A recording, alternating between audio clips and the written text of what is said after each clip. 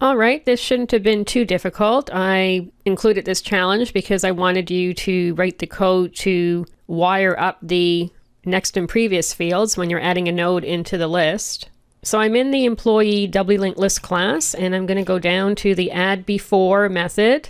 Now there was a comment here saying return true if you are able to successfully add the employee into the list before the existing employee, and return false if the existing employee doesn't exist in the list. Because obviously if the existing employee doesn't exist, then you don't know where to add the new employee, so you can't do anything.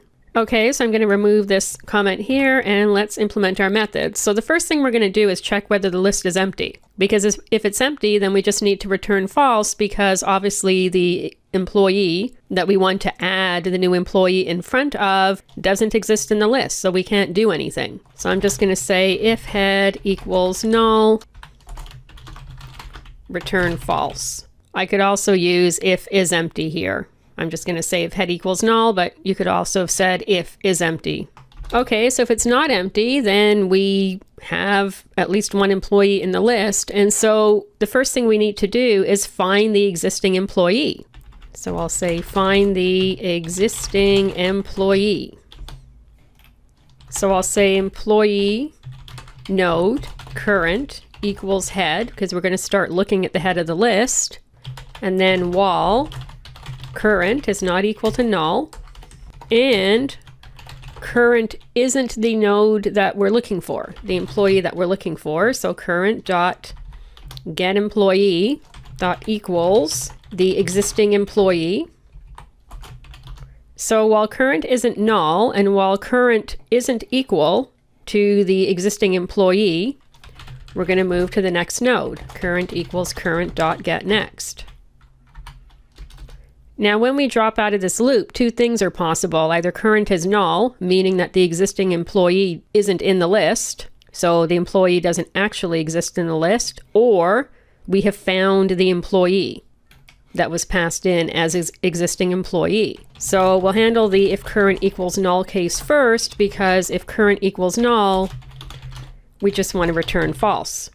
Because obviously if the existing employee, the one that we want to insert in front of, isn't in the list, we can't do anything. All right, so if we get down to this point, we know that we have found the existing employee in the list. So the employee exists in the list, and so we want to insert the new employee in front of the existing employee.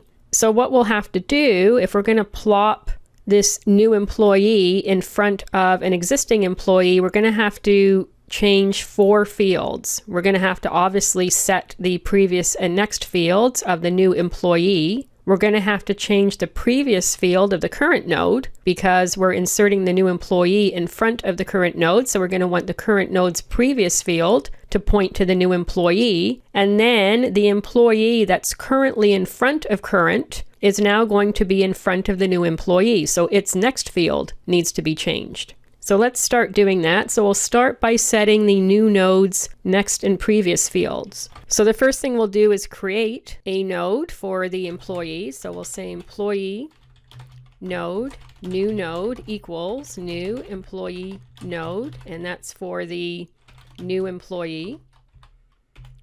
And then we'll set the new node's next and previous field. So we'll say new node dot set previous, and this wants to point to whatever the current node's previous field is pointing to. Let's say we have Mary Smith and John Doe. So Mary Smith is in front of John Doe, and then we come along and we want to insert Bill End in between Mary Smith and John Doe. So right now, John Doe's previous field is pointing to Mary Smith. That's what we want Bill End's previous field to point to once he's inserted. And so we want to say new node dot set previous to whatever the current node is currently pointing to in its previous field.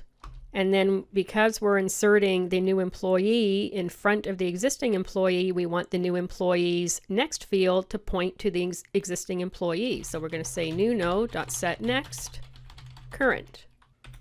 And that's taking care of setting the new node's previous and next fields. Now, we also need to set the previous field of the current node, because in the example I gave, John Doe is no longer going to be pointing to Mary Smith as previous. he wants to point to bill end. So we're going to say current dot set previous, and he wants to point to the new node. And then finally, we need to take care of Mary Smith's next field, but we need to be careful here because it's possible that John Doe, if we use him as an example of the existing employee, let's suppose that the employee that we want to insert before, that employee might be at the head of the list. And so we have to handle that special case. Let's say we want to insert Bill N before Mike Wilson, and Mike is at the head of the list. We don't have to set the next field of the node in front of Mike because there is no next field. But what we would have to do is change the head field to the new employee, because if Mike is at the head of the list and we're inserting a new employee before Mike, then the new employee becomes the head of the list. So we're going to say if head equals current, then what we want to do is set head to the new node. We don't have to handle the next field of whatever was in front of Mike because nothing was in front of Mike. But if Mike isn't the head, then we do have to handle the next field of the node that was in front of the current node. And so we'll say new node dot get previous dot set next, and we want to set it to the new node.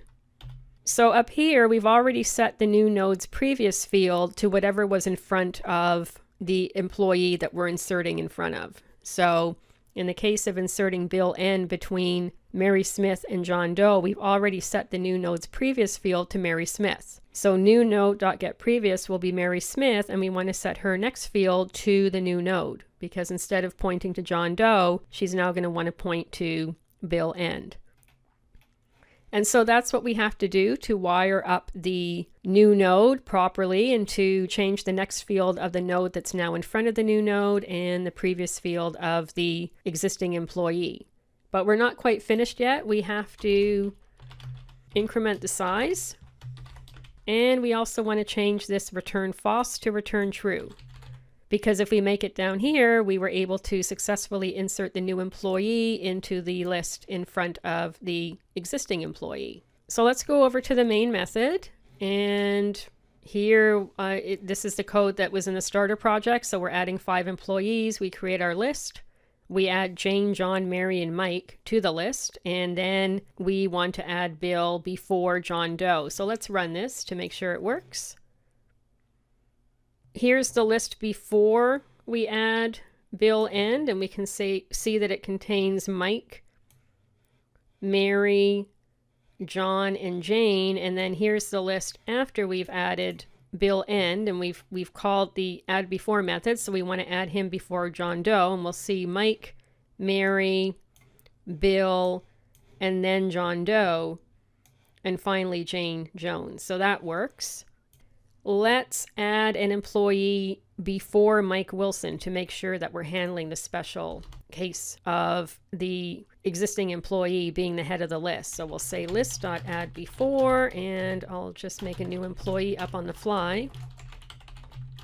So I'll say someone else, and we'll give them an ID of 1111, and we want to add them in front of Mike Wilson because he's at the front of the list.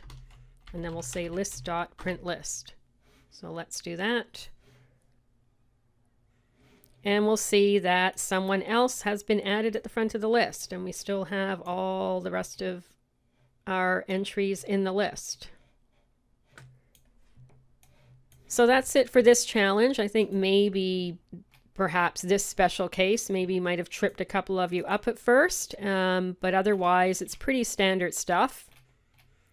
And as I said, I included this challenge just to have you the opportunity to go through having to wire up a node in a doubly linked list. So that's it for challenge number 1. Let's move on to challenge number 2.